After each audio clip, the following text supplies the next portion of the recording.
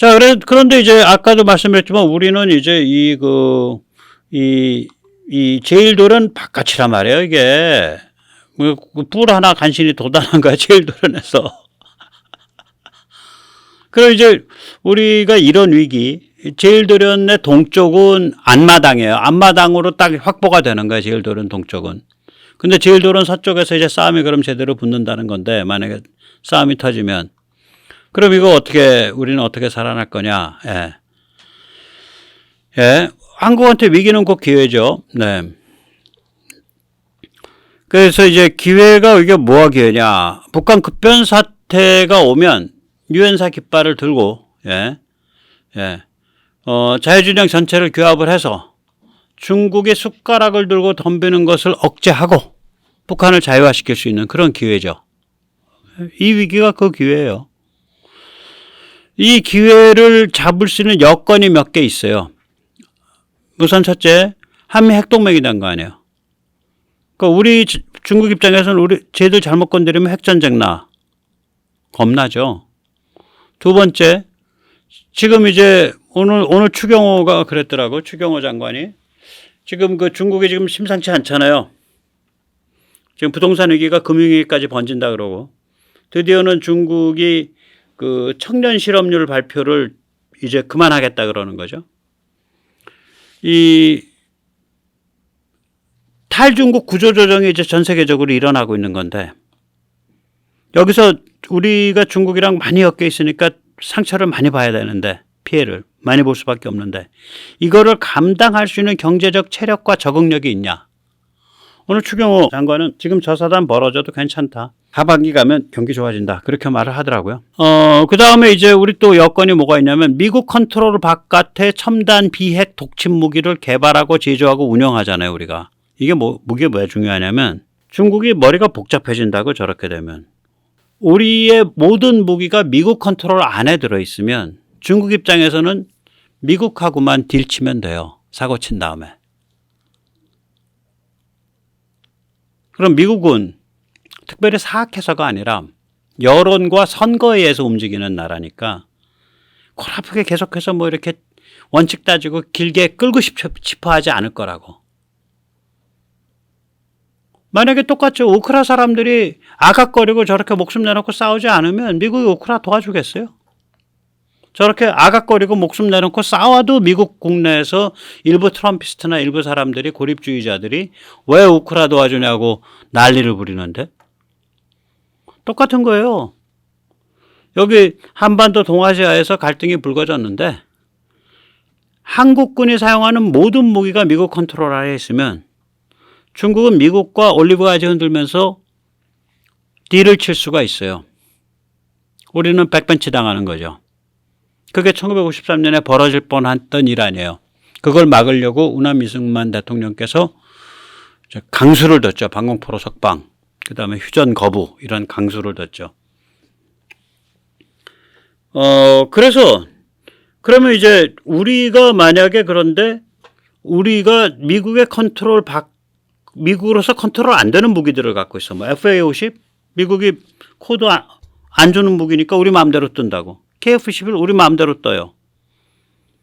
탄도미사일 그거 GPS 상용 GPS 잠깐 참조하는 거라서 미국 군용 GPS 안 뜨기 때문에 우리 마음대로 쏠 수 있어. 이런 식이란 말이에요. 우리 무기 체계를 우리가 그 방향으로 밀고 왔다고. 우리가 1953년 경험이 있기 때문에. 그 다음에 닉슨의 괌 독트린 경험이 있기 때문에. 미국과 함께 하지만 또 따로 할 수 있는 능력이 있어야 된다. 함께 또 따로. 그게 이제 우리 자주국방의 컨셉이거든요. 함께 또 따로. 이러니까 이제 중국은 머리가 꼬이죠. 계산서를 2번 끊어야 돼. 미국하고 딜친 거 가지고는 충분하지 않아. 여기서 사고 치면. 한국과는 계산서 따로 끊어야 돼. 골 아프잖아. 그래야 된다고요. 그 다음에 이제 우리가 이제 그 대선 혁명 22년 그걸 계기로 해서 드디어 한국 안에서 종중 종북을 쓸어낼 수 있는 정치 문화를 우리가 증명해냈고 그게 나날이 좀 강화되고 있다고 좀 봅니다.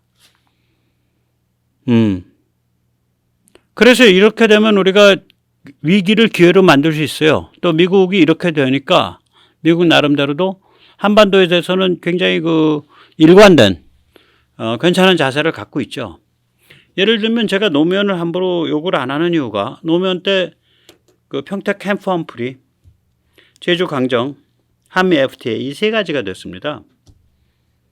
그래서 그 사람을 뭐 빨갱이 대통령 이렇게 함부로 일면적으로 규정을 잘 못해요 제가. 예. 이 제주 강정 위치 한번 보세요.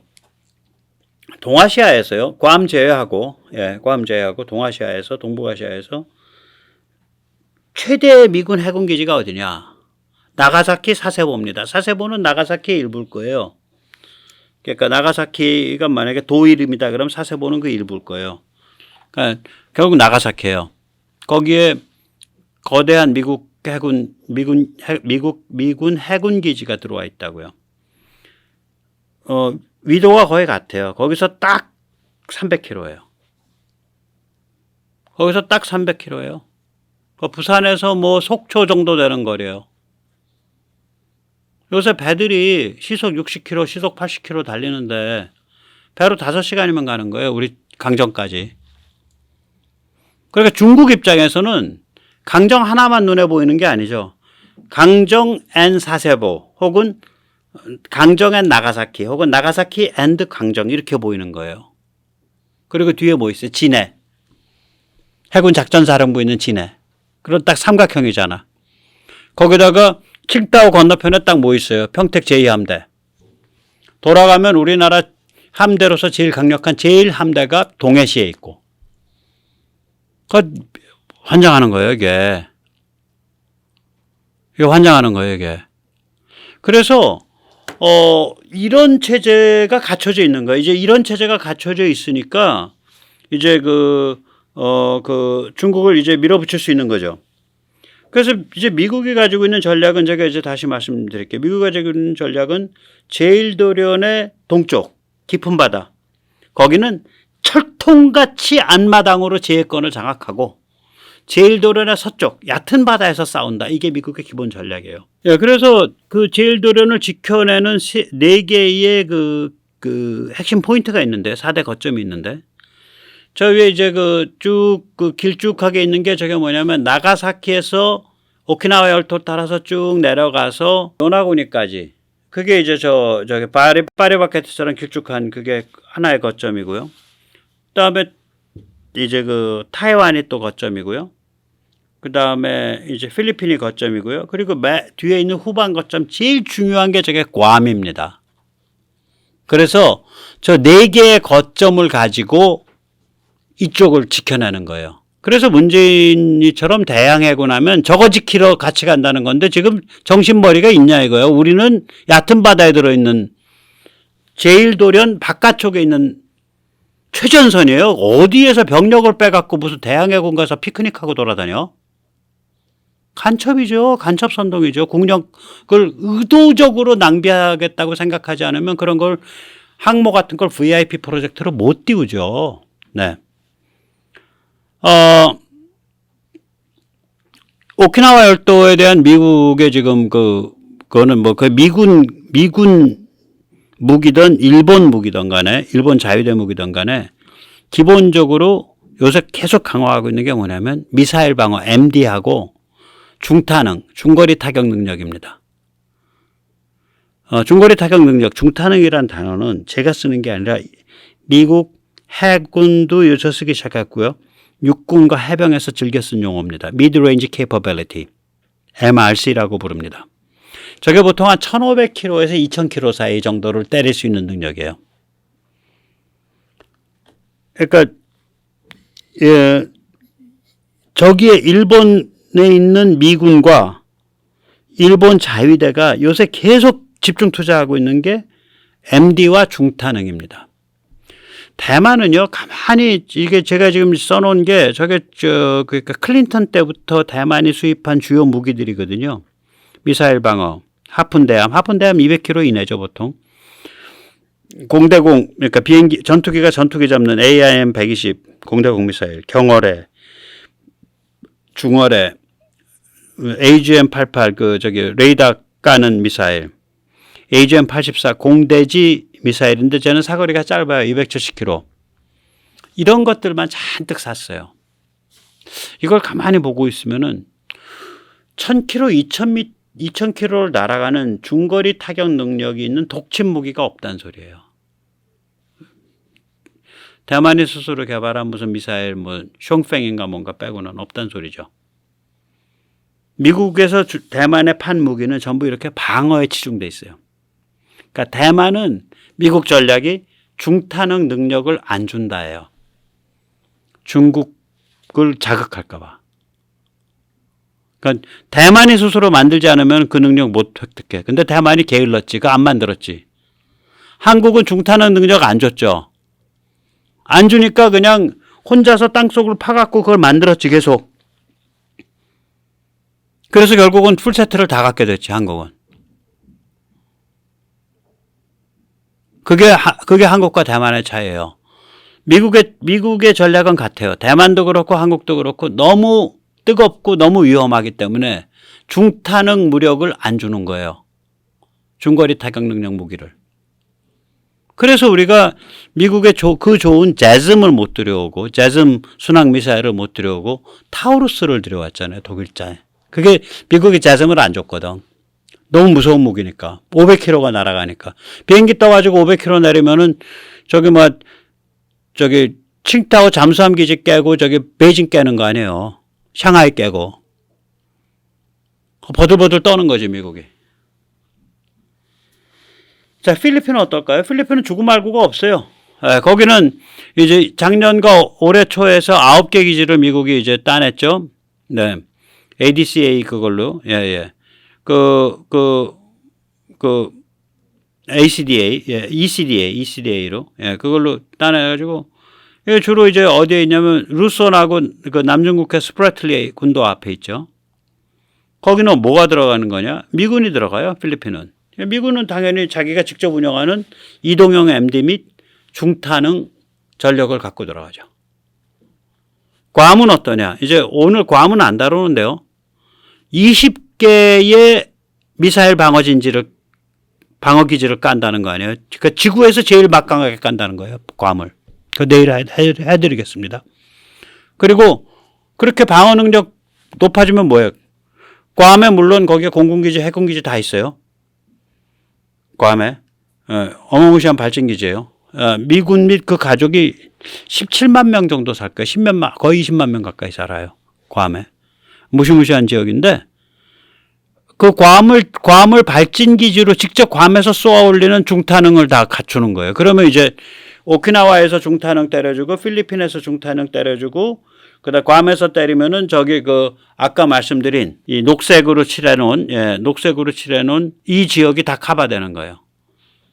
이 연두색 오키나와에서 잠깐만요. 제가 말씀을 드릴게요. 예, 오키나와에서 한 1,500km 선 그리면요. 한 이 정도 나옵니다. 오키나와에서 1,500km 때리면. 그 다음에 필리핀에서 때리면은 1,500km 때리면 한 이 정도 나와요. 예. 그 다음에 괌에서 1,500km 때리면 이 정도 나와요. 다시 말해서 이 지역은 다 커버되는 거예요. 그냥 이 지역은. 여기 커버해 놓고 근데 오키나와에서 때리는 게 아니잖아. 일본 열도에서는 어디서든지 1,500km를 때리는 거 아니에요. 이거를 딱 굳히기를 해놓고 싸움은 어디서 하냐? 얕은 바다. 예를 들어서 서해. 예를 들어 동중국해. 예를 들어서 저기 남중국해. 얕은 바다에서 싸운다는 거예요. 미국의 공간 잘 쓰는 사람들이잖아요. 저기 공간 게임 아니에요. 저 미식축구도. 그 게임이에요 이게. 예, 기본적으로. 그렇습니다. 예. 자, 그러면 이제 본격적으로 이제 일본에 무슨 짓을 한 거야? 일본에 제트 폭격기를 만들어줬어요. 래피드 드래곤.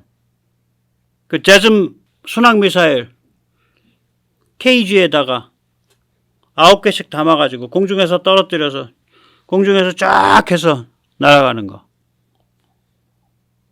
그러니까 일본이 자기들 저걸 만들었잖아요. 돈 엄청 들여서 바보 같은 짓 했죠. 예, 자기들 수송기 C2 가와사키인가 뭐 C2 저거 지금 한 10대째 운영하고 있는데 22대까지만 만들고 이제 포기한대요. 엄청 돈 들여가지고 수송기 만들어서 22대 찍어내고 마는 거예요. 갈라파고스지. 이 C2에다가 일본 수송기에다가 미국의 미사일과 미국의 래피드 드래곤 시스템을 탑재를 해주겠다는 거 아니에요. 그러면 일본이 만든 수송기가 이게 제트니까 제트 폭격기로 변신하는 거예요. 이건 무시무시한 상징적 의미를 가집니다. 여기서 잠시 제가 한 2번 보여드린 것 같은데 래피드 드래곤이 어떤 시스템인지 한번 보시겠습니다.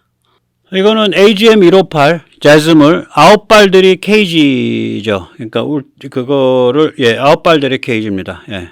이건 9발들이가 저렇게 해서 한 팔레트를 이루어요. 9발들이가. 그 팔레트가 항공기 뒷공무니로 실렸다가 항공기 뒷공무니에서 튀어나옵니다. 예.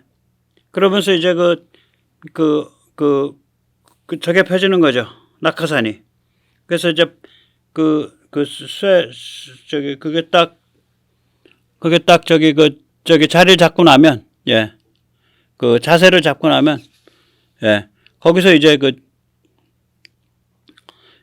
AGM-158, 제즈 미사일이 저렇게 아래로 툭툭 떨어져가지고, 저 9발들이 그 케이지에서, 그래서 이제 벌떼같이 날아가는 거예요.